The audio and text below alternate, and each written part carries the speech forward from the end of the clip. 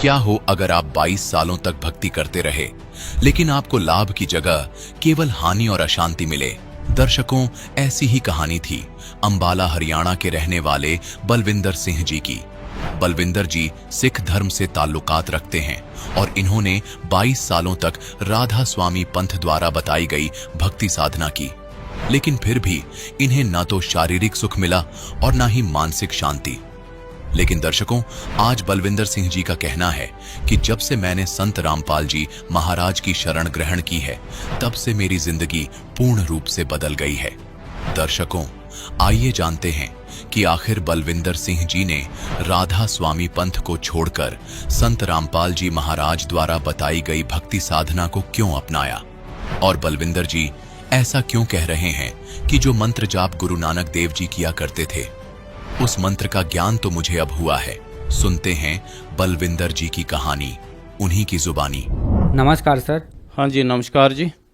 क्या नाम है आपका? मेरा नाम जी बलविंदर सिंह दास है जी। सर कहाँ से हैं आप?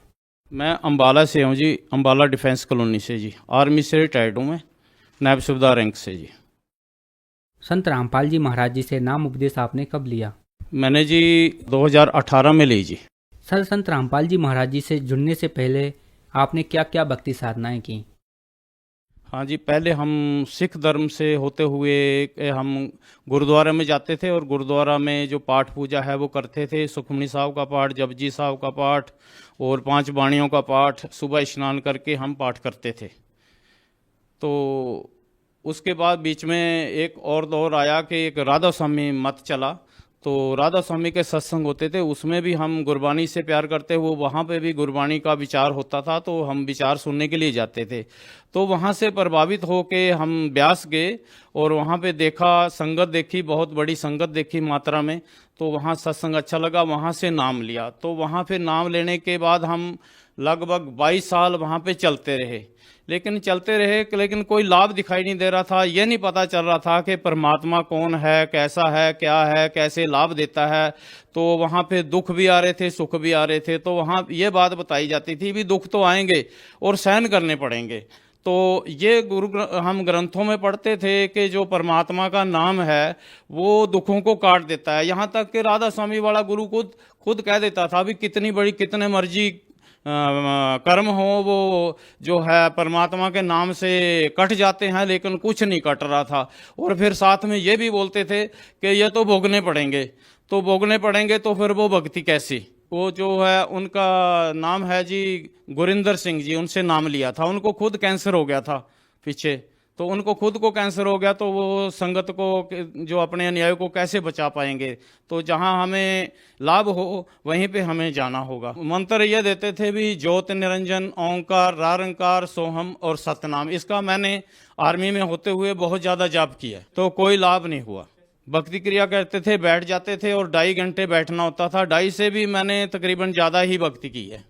उससे कोई लाभ प्राप्त नहीं हो रहे, कष्ट भी था, कष्ट भी रहते थे, घर में कला क्लेश रहती थी और भी कई चीज़ों की हानि भी हुई। तो दुख क्लेश भी बड़ा घर में बना रहा। तो मैं और किसी ऐसे संत की तलाश में था जो हमें अच्छा ज्ञान दे, हमारे दुखों का निवारण कर सके। मैं और भी संतों के पास ऐसे सत्संग सुनता रहता था। मतलब नाम तो नहीं लिया उनसे, नाम तो मैं ब्यास से ले रखा था और उन्हीं को मानता था। तो इसलिए मैं उनसे नाम तो नहीं लिया, लेकिन सत्संग में बैठता था, मंदिर में भी चले जाते थे, पीरों पे भी सभी जगह चले जाते थे और वहाँ भोजन भंडार सब कुछ ले लेते थे। सर, जैसा कि आपने बताया कि आप राधा स्वामी पंथ से करीब 22 साल तक जुड़े रहे, तो जो भक्ति साधना आपने 22 साल तक की, इनसे आपको लाभ प्राप्त नहीं हुए, फिर आप संत रामपाल जी महाराज जी की शरण में कैसे जुड़ते हैं? मेरे को एक यहाँ अम्बाला में एक जो है भगत जी मिले, संत रामपाल जी के न्याय को यहाँ भगत जी बोलते हैं। तो वो भगत जी मिले, उन्होंने मेरे को ज्ञान गंगा बुक दी। तो मैंने उसको पढ़ता रहा, काफ़ी दिन तक पढ़ा। वो मेरे को चिप भी देते रहे भी सत्संग सुनो। मैं आनाकानी कर जाता था, क्योंकि मैं राधा स्वामी मत से दूरा, मैं गुरु तो एक ही करना चाहिए, गुरु नहीं बदलना चाहिए। तो जब मैं देखा, उसको किताब को पढ़ा, तो उसमें मंत्रों का जिक्र हुआ। मंत्रों का, जो हमारे कमलों के जो मंत्र हैं, 5 मंत्र हैं अलग से हमारे जो कमलों में हैं, वो मंत्र गुरु जी देते हैं और कहीं से आपको मिलेंगे नहीं, जो लाभ उन मंत्रों से होंगे। तो वो मंत्रों के बाद मैंने वो पढ़ा हुआ था, तो मैं बोला ये मंत्र तो मैंने लेने हैं। तो फिर उन मंत्रों का जाप किया मैंने, और उनसे मेरे को मंत्रों को लेते ही मेरे को लाभ स्टार्ट हो गए। घर में सुख शांति आ गई और दुख दरिद्र खत्म होने लगे। तो इस प्रकार से जो है मेरे को लाभ होने लगे। यहाँ से लाभ हुए, घर में कला कलेश मिट गई, बच्चों की जो है रमैनी हो गई बिना दहेज के, कोई पैसा नहीं मेरा लगा, और शरीर मेरे दर्द रहते थे, कष्ट रहते थे, वो मेरे को कम हो गए। जैसा कि आपने बताया कि संत रामपाल जी महाराज जी से जुड़ने के बाद आपको अनेकों लाभ प्राप्त हुए, और संत रामपाल जी महाराज जी का जो समाज सुधार में योगदान है वह क्या है, उसके बारे में बताइए। संत रामपाल जी हमारी कुरीतियों को छुड़ाते हैं। जैसा कि दहेज देना बिना मतलब का, लोग इतना इतना पैलेस में पैलेस करते हैं, इतना इतना खर्चा करते हैं, उन चीज़ों को अपना गुरुजी छुटवा रहे हैं। और जो हमें एक सबसे बड़ा जो लाभ है, हमारे शास्त्र विधि से भक्ति गुरुजी बता रहे हैं। भगवान जी बोलते हैं शास्त्र विधि को त्याग के जो मन माना आचरण करता है उसको आर्थिक लाभ और आध्यात्मिक लाभ और शारीरिक लाभ नहीं होता। जो शास्त्र विधि से भक्ति करेगा उसको ये लाभ होंगे। और हमारा सारा समाज शास्त्र के विरुद्ध चल रहा है, शास्त्र विधि से भक्ति नहीं कर रहा। एक सिर्फ संत रामपाल जी ही एक ऐसे संत हैं जो कि शास्त्र विधि से बता रहे हैं और हमारे ग्रंथों से प्रमाण देकर बता रहे हैं। और हमें सभी को, सभी धर्मों के लोगों को हमें इस चीज के लिए हमें टटोलना चाहिए, देखना चाहिए, हमें ग्रंथों के बारे में जानकारी लेनी चाहिए और सभी ग्रंथों के बारे में हमें जानकारी रखनी चाहिए। तब हम इस रास्ते पे चल पाएंगे भक्ति के असली मार्ग पर। जैसा कि श्री नानक जी को नदी पर जिंदा बाबा मिले थे, तो आज बताइए वह कौन थे। इसके विषय में जो बही नदी पे 3 दिन डुबकी लगाई रहे गुरु नानक देव जी, तो जिंदा के रूप में जो है गुरु नानक देव जी को कबीर जी मिले, जो कि पाई बाले वाली जन्म साखी में प्रमाण है। ये जो है पाई बाले वाली जन्म साखी है सबसे बड़ी, और इसमें पेज है 299। 299 इसमें लिखा हुआ है, इसमें लिखा हुआ है गुरु नानक देव जी ने इसमें लिखा हुआ है, ਤਾਂ ਫਿਰ ਮਰਦਾਨੇ ਨੇ ਪੁੱਛਿਆ ਜੀ ਤੁਹਾਨੂੰ ਜੋ ਗੁਰੂ ਮਿਲਿਆ ਸੀ ਉਸ ਦਾ ਨਾਮ ਕਿਆ ਹੈ। ਤਾਂ ਗੁਰੂ ਨਾਨਕ ਜੀ ਕਿਹਾ ਮਰਦਾਨਾ ਉਸ ਦਾ ਨਾਮ ਬਾਬਾ ਜਿੰਦਾ ਆਖਦੇ ਹਨ। ਜਿੱਥੋਂ ਤਾਈਂ ਜਲ ਆਰ ਪਾਉਨ ਹੈ ਉਸ ਦੇ ਹੁਕਮ ਵਿੱਚ ਚੱਲਦੇ ਹਨ ਅਤੇ ਅਗਨ ਔਰ ਮਿੱਟੀ ਇਹ ਵੀ ਉਸ ਦੇ ਆਖੇ ਵਿੱਚ ਹਨ। ਇਸ ਤਾਈਂ ਬਾਬਾ ਆਖਣਾ ਚਾਹੀਏ, ਹੋਰਸ ਤਾਈ ਬਾਬਾ ਨਹੀਂ ਆਖਣਾ। ਤਾਂ ਮਰਦਾਨੇ ਕਿਹਾ ਗੁਰੂ ਜੀ ਅਸੀਂ ਵੀ ਤਾਂ ਤੁਹਾਡੇ ਨਾਲ ਹੀ ਫਿਰਦੇ ਆਏ, ਤਾਂ ਸਾਨੂੰ ਕਦ ਮਿਲਿਆ ਹੈ।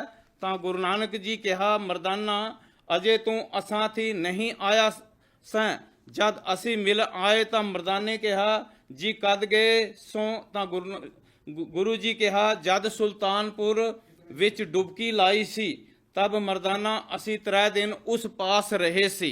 तो अभी यहाँ पे बताना होगा कि वो जिंदा कौन था। ये है कबीर सागर, ये कबीर सागर है। अभी ऐसी इहदे च देखांगे कि भी जिंदा कौन है। ये जो कबीर सागर है संत रामपाल जी द्वारा निचोड़ है कबीर सागर से, और वो इन्होंने यहाँ पे लिखा हुआ है इसमें कि श्री नानक देव जी को प्रभु मिले, परमात्मा मिले, अथ नानक शाह जी की कथा चुपाई। नानक शाह कीन तप भारी, तब सब विद ब्यो ज्ञान अधिकारी। भक्ति भावता को लिखी आए पाया, तापर सतगुरु कीनी दाया। जिंदा रूप धर्यो हम जाई। कबीर जी कह रहे हैं कि मैंने जिंदा रूप धरा, जिंदा रूप पंजाब देश चले आई। अनहद बानी कियो पुकारा, सुन के नानक दर्श निहारा। सुन के अमर लोक की बाणी, जान परा निज समर्थ ज्ञानी। तो यहाँ साबित होता है इस जो कबीर सागर से जो संत रामपाल जी द्वारा लिखित निचोड़ निकाला हुआ कबीर सागर से, तो इसमें साबित हुआ है कि जो जिंदा थे वो कबीर जी थे।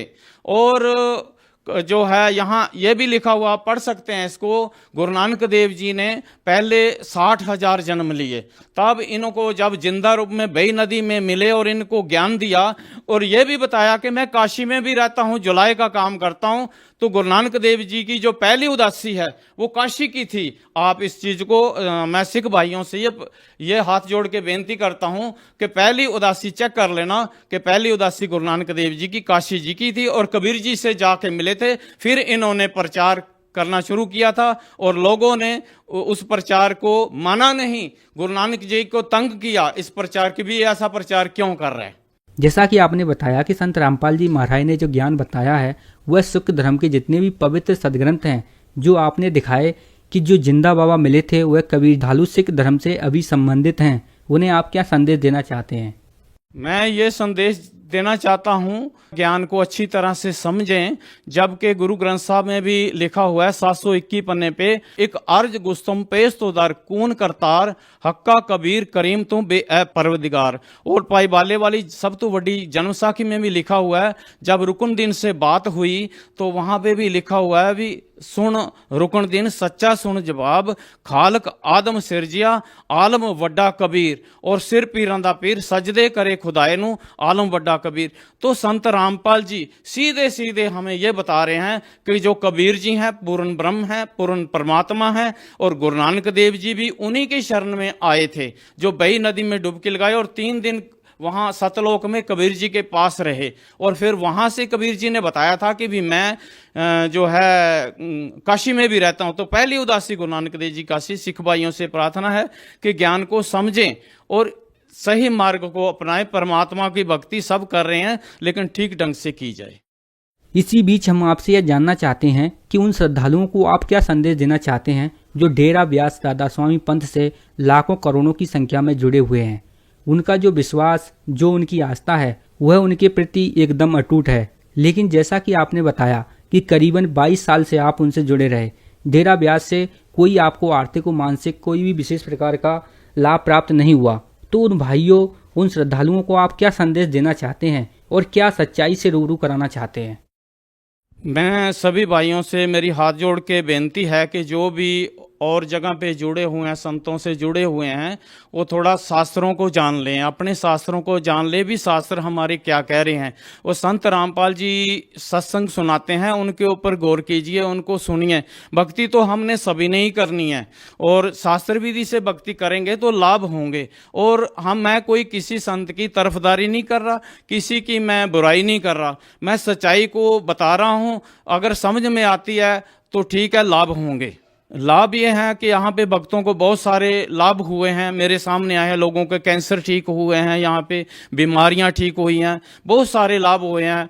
मेरे खुद घर में कलह कलेश बनी रहती थी, अभी शांति है, मैं आराम से भक्ति कर रहा हूँ। मेरे खुद 2 बच्चों की जो है रमैनी हुई है, कोई खर्चा नहीं लगा। जबकि लोग इसको पता नहीं कहाँ कहाँ से पैसा इकट्ठा करके बेईमानी से, धोखाधड़ी से या कैसे भी मेहनत करके इतना पैसा इकट्ठा करते हैं, 1-2 दिन में ब्याह शादियों में लगा देते हैं।